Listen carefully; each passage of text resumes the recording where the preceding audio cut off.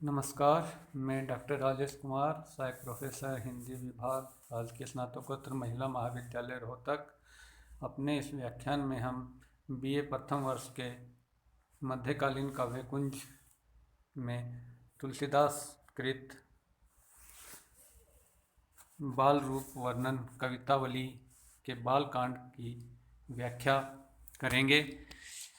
इन व्याख्याओं के पश्चात विद्यार्थी कवितावली में वर्णित श्री राम के स्वरूप को समझने में योग्य हो सकेंगे।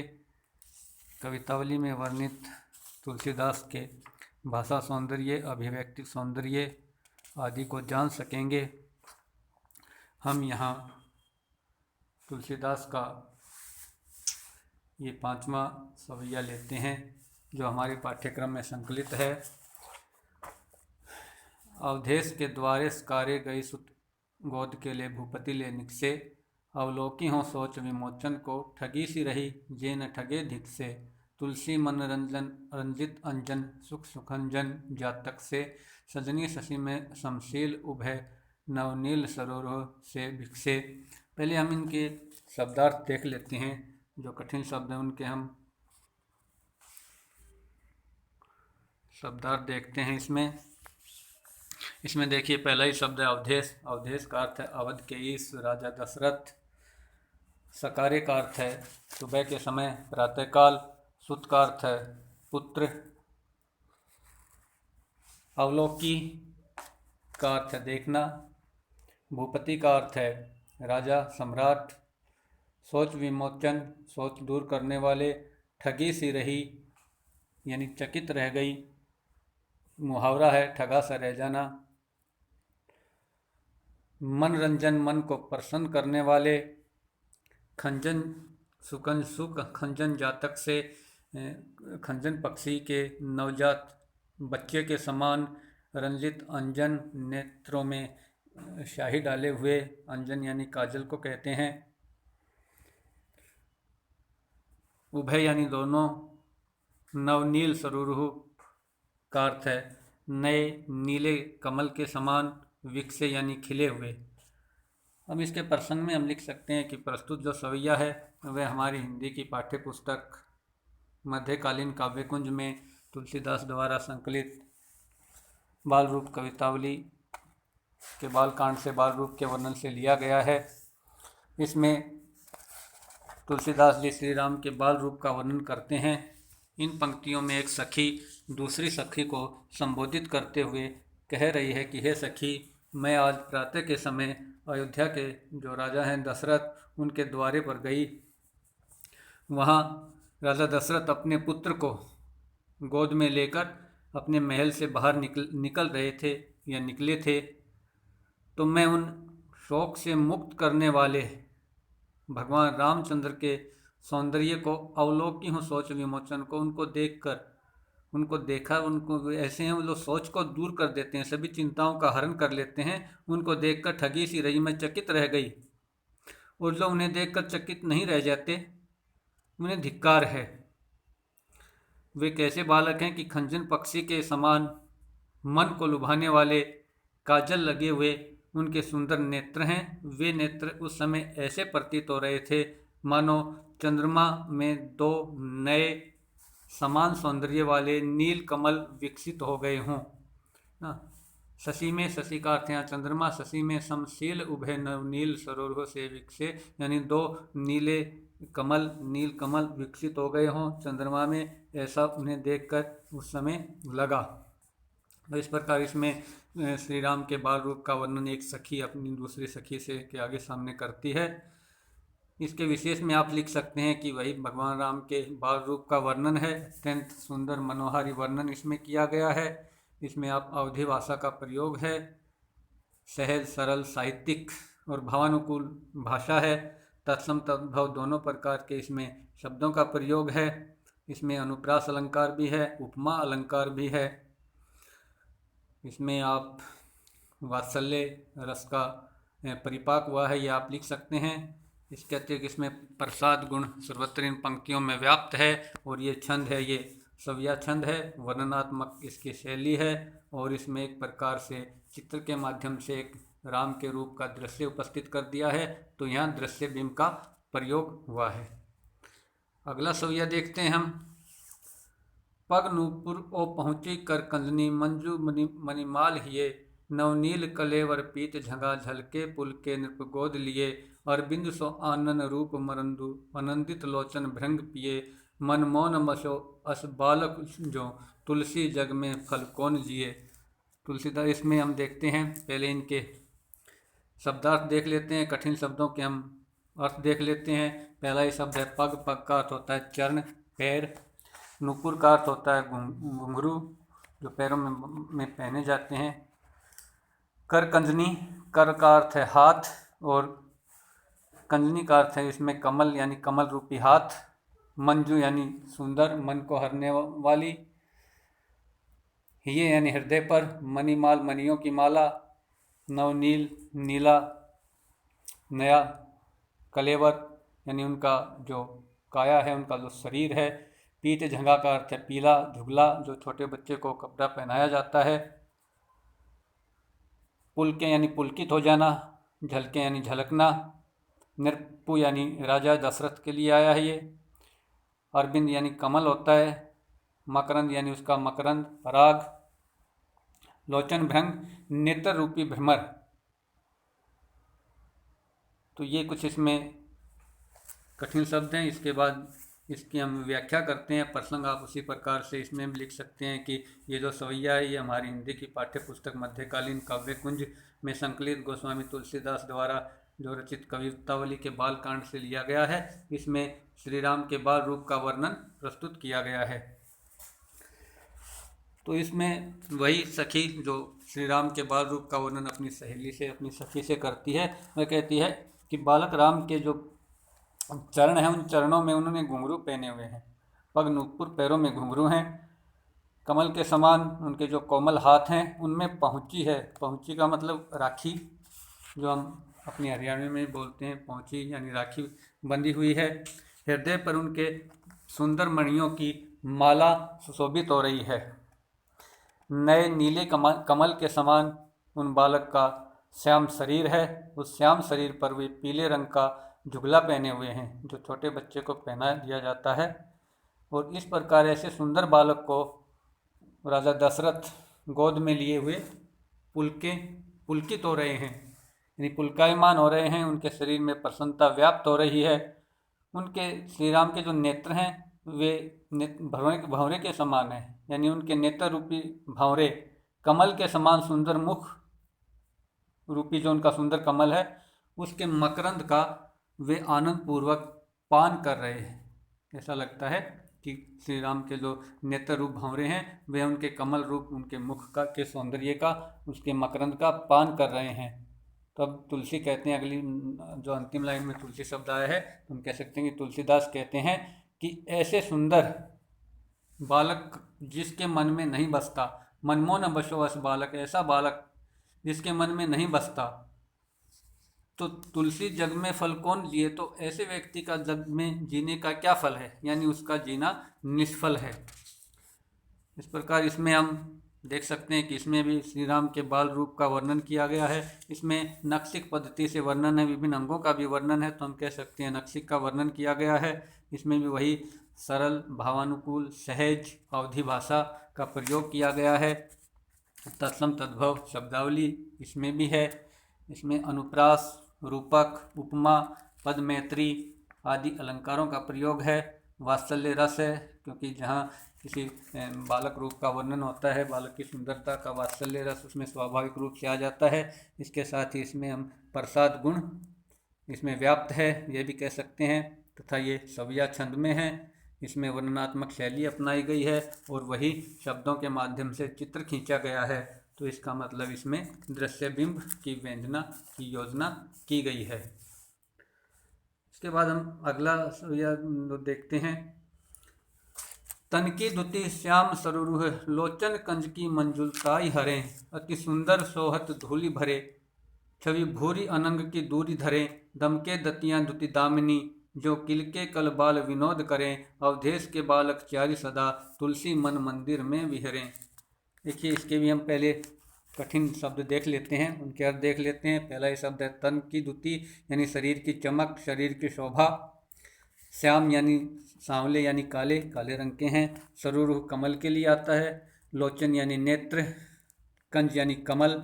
मंजुलता यानी उसकी मनोहरता, उसकी सुंदरता। अनंग, अनंग शब्द कामदेव के लिए आता है। सोहत यानी शोभित होते हैं। धूली यानी धूल से भरे हुए। दतियाँ यानी छोटे छोटे दांत। दमके यानी दमक रही हैं, चमक रही हैं। दामिन द्युति यानी उनकी चमक। दामिनी यानी बिजली जो बादलों में चमकती है। किलके यानी किलकारी करना।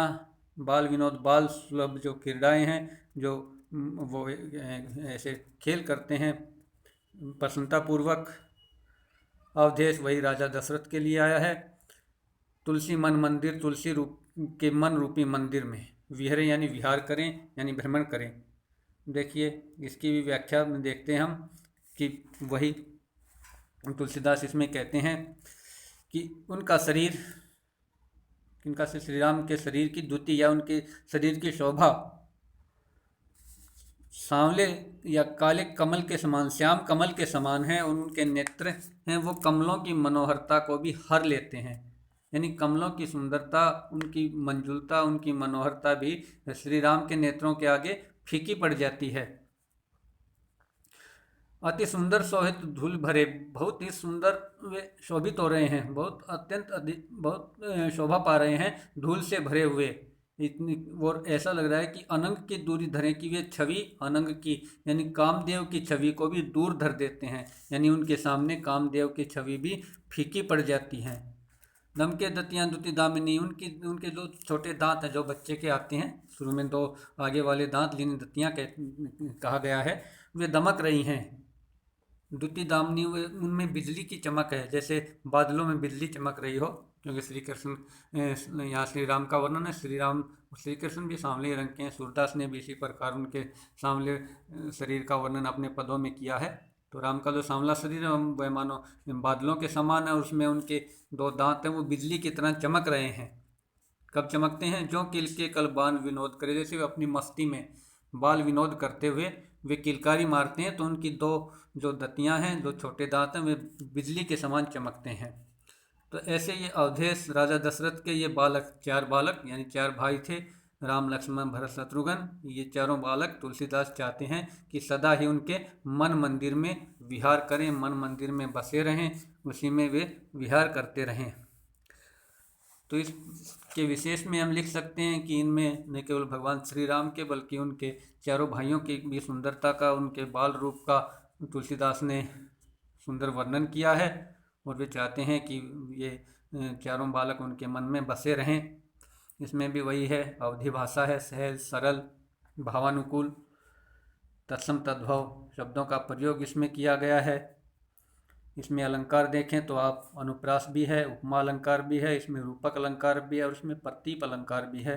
इन अलंकारों का प्रयोग है। इसमें वात्सल्य रस का परिपाक हुआ है। प्रसाद गुण इस पद में है। इसके अतिरिक्त इस पद में सविया छंद है, वर्णनात्मक शैली अपनाई गई है और उसी प्रकार शब्दों के माध्यम से एक बालक राम की सुंदरता का चित्र खींचा गया है। तो दृश्य बिंब का विधान इसमें भी किया गया है। इसके बाद हम अगला सवैया देखते हैं।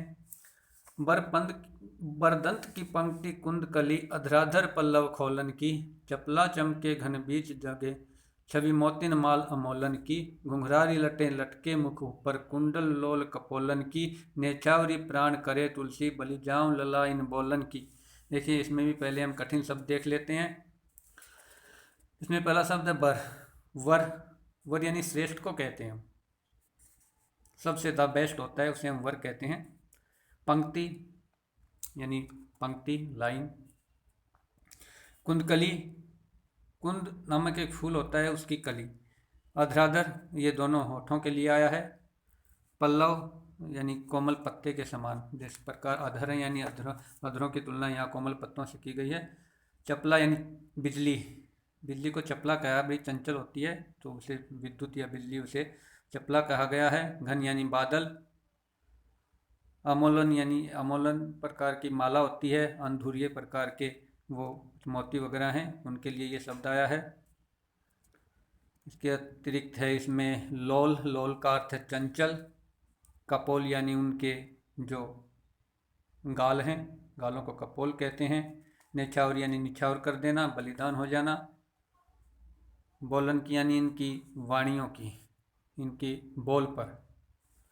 तो अब इसमें भी प्रसंग हम उसी प्रकार बना सकते हैं कि प्रस्तुत जो सविया है हमारी हिंदी की पाठ्य पुस्तक मध्यकालीन काव्य कुंज में तुलसीदास द्वारा जो कृत कवितावली है उसके बाल कांड से ये पंक्तियाँ ली गई हैं। इनमें भी तुलसीदास ने श्री राम के बाल रूप का वर्णन किया है और विशेष रूप से इस सवैये में उनके तोतले वचन बोलने का जो आनंद है उसका ही इसमें वर्णन है। तो यहाँ तुलसीदास कहते हैं कि बालक श्री राम के जो सुंदर अंग हैं, वर यानी श्रेष्ठ या सुंदर जो अंग हैं, अंगों में यहाँ क्या है, दांत की पंक्तियाँ, उनके दांतों की पंक्ति का वर्णन है। उनकी दंत पंक्ति हैं वो कुंद की कली के समान सुंदर हैं, जो उनके द्वारा ऐसा लगता है कि वो जब अपने होठों को खोलते हैं तो ऐसा लगता है कि होठ रूपी पत्ते हट जाते हैं और वो कुंद कली दिखाई देने लगती है ना। कुंद कली उन होठों के खुलने से यानी वो दांतों की पंक्ति कुंद कली के समान दिखाई देती है। उन्होंने जो अनधूर्य मोतियों की माला पहनी हुई है, वह माला उनके शरीर में, श्याम शरीर है उनका, ऐसे चमकती है मानो बादलों के बीच में बिजली चमक रही हो। उनके सौंदर्यमय जो मुख है उस पर उनकी घुंघराली लटें लटक रही हैं। घुंघराली लटें लटके मुख ऊपर, उनके मुख पर घुंघर वाली लटें, उनके बाल ऐसे लटक रहे हैं और वे बाल उनके गालों तक आए हुए हैं ना। और उनमें गालों के साथ ही उन लटों की भी शोभा है और उनके चंचल जो उन्होंने कुंडल पहने हुए हैं उन कुंडलों की भी शोभा हो रही है। इस रूप पर तुलसीदास कहते हैं कि मैं अपने प्राण न्योछावर कर सकता हूँ। न्योछावरी प्राण करे तुलसी। तुलसीदास अपने प्राण अपने यानी स्वयं न्योछावर हो जाते हैं, बलि जाते हैं। बलि जाऊं लला इन बोलन की, और इन बोलों पर, इन तुतले बोलों पर जो श्री राम बोलते हैं, बलिहारी जाता हूँ। यानी तुलसीदास पूरी तरह समर्पित हो जाते हैं राम के इस बाल रूप पर। इसके विशेष में भी हम यही कह सकते हैं कि इसमें विशेष रूप से तुतले जो वचन बोलते हैं, जो भी वो मुख से कुछ वाणी निकालते हैं भगवान राम, उसके साथ ही बाल रूप उनका है उसका वर्णन है। इसमें भी अवधि भाषा है, सहज सरल स्वाभाविक और भावानुकूल अवधि भाषा का प्रयोग है। तत्सम तद्भव शब्दों का प्रयोग किया गया है। यहाँ आप भी देखें, आप वात्सल्य रस में भी सविया छंद का प्रयोग है, वर्णन किया गया है, वर्णनात्मक शैली है।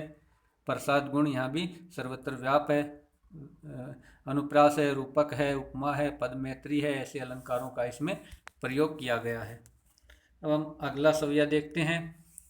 पदकंजनी मंजू बनी पनही धनही सर पंकज पानी हिये लरिका संग खेलत डोलत हैं सरजू तट चौहट हाट हिये तुलसी अस बालक सो नहीं नेहु कहा जग जोग समाधि किए नर वे खर सुकर स्वान समान कहु जग में फल कौन जिए। देखिए इनके इस पद में, इस सविये में, इस पद में जो कठिन शब्द हैं उनके अर्थ हम पहले देख लेते हैं। पद कंजनी पहला ये शब्द है। कंज वही कमल और पैर, यानी कमल जैसे जो पैर हैं भगवान राम के, उनमें मंजू यानी सुंदर, पनही पैरों में पहने वाले जूते या यहाँ पनही की जूतियाँ स्त्रीलिंग में है। धनु यानी धनुष, छोटा धनुष धनुही। सर यानी बाण। पंकज पानी, पानी होता है हाथ, पंकज होता है कमल, यानी कमल के समान वो हाथ है उनके। डोलना यानी खेलत डोलना, खेलते हुए घूमना फिरना। सरयू तट, सरयू नदी का किनारा। चौहट यानी चौराहा, हाट होता है बाजार, चौक आदि बाजार। खर यहाँ गधे के लिए आया है। सुकर यानी सुअर के लिए आया है। स्वान शब्द यहाँ कुत्ते के लिए आया है। नेह शब्द यहाँ स्नेह यानी प्रेम के लिए आया है। अस यानी ऐसे। तो यही कुछ यहाँ इसमें कठिन शब्द हैं जिनके हमने अर्थ स्पष्ट किए हैं। इसके बाद आप उसी प्रकार इसमें प्रसंग लिख सकते हैं कि प्रस्तुत सवैया हमारी हिंदी की पाठ्य पुस्तक मध्यकालीन काव्य कुंज में संकलित गोस्वामी तुलसीदास द्वारा रचित कवितावली के बाल कांड से उद्धृत किया गया है। इसमें श्री राम के बाल रूप की झांकी प्रस्तुत की गई है। उस समय की झांकी है जब बालक राम अपने हम उम्र अपने साथियों के साथ, हम उम्र बालकों के साथ सरयू नदी के किनारे और इधर उधर चौराहों में, बाजारों में खेलते फिरते हैं। व्याख्या में देखिए, तुलसीदास कहते हैं कि श्री राम के जो कमल के समान कोमल चरण हैं, उनमें क्या है, सुंदर पन्ही हैं, मंजू यानी सुंदर पन्ही जूतियाँ पहने हुए हैं, और पंकज पाणी कमल जैसे हाथों में उन्होंने छोटे छोटे धनुष बाण धारण किए हुए हैं, धनुष बाण लिए हुए हैं। लरिका संग खेलत डोलत ने अपने समवय, अपने समान उम्र के बालकों के साथ खेलते और डोलते हैं सरयू के किनारे, चौक आदि में, चौहट आदि में, चौराहे आदि पर, हाट यानी बाजार आदि में वो खेलते फिरते हैं। तुलसीदास कहते हैं, अस बालक सो नहीं नेह, जिनको ने ऐसे बच्चों से, ऐसे बालक से नेह नहीं है। कहा जप जोग समाधि किए, तो जप योग और समाधि करने का क्या लाभ, क्या फ़ायदा, क्या लाभ है जो ऐसे बालकों से प्रेम नहीं कर सकते। नर वे खर शुकर स्वान समान, वे आदमी गधे के समान हैं, सुअर के समान है और कुत्ते के समान हैं। कहो जग में फल कौन जिए, कहो उनका जीने में, जग में जीने में उनका क्या फल है, यानी उनका जीवन जग में निष्फल है जो ऐसे बालकों से स्नेह नहीं करते। यानी स्वाभाविक ही ऐसे बालक सबके स्नेह पात्र बन जाते हैं। इसके विशेष में हम ये कह सकते हैं कि इसमें भी श्री राम के उस बाल छवि का वर्णन है जब वे अपने साथी बालकों के साथ खेलते फिरते हैं, और ऐसे बालक जिनके हृदय में नहीं बसते, यानी जो प्रेम नहीं करते ऐसे बालकों से, उनका जीवन निष्फल है। अवधि भाषा का प्रयोग है, भाषा भावानुकूल है, सहज सरल स्वाभाविक है। तत्सम और तद्भव दोनों प्रकार के शब्दों का यहाँ प्रयोग किया गया है। अनुप्रास अलंकार है, रूपक अलंकार है, और अंतिम पंक्ति में प्रश्न पूछा गया तो यहाँ प्रश्न अलंकार भी कह सकते हैं, उपमा अलंकार भी है। इस सवैये में प्रसाद गुण सर्वत्र व्याप्त है। इसके अतिरिक्त छंद तो मैंने बता दिया, सवैया छंद है, वही राम के रूप का, उनकी खेलने वेलने का उनका वर्णन है। तो यहाँ हम लिख सकते हैं कि वर्णनात्मक शैली है और शब्दों के माध्यम से एक चित्र खींच दिया गया है, तो दृश्य बिंब का विधान किया गया है। तो आज इस व्याख्यान में हम इतना ही पढ़ते हैं। अगले व्याख्यान में हम इससे आगे का पढ़ेंगे। धन्यवाद, नमस्कार।